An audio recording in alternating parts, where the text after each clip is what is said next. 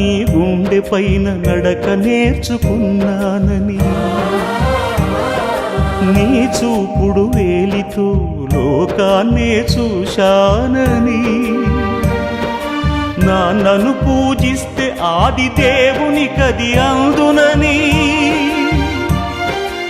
అమ్మకు బ్రహ్మకు మధ్యన నాన్నే ఒక నిచ్చెనని, తెలియనైతి తండ్రి ఎరుగనైతి నాన్న,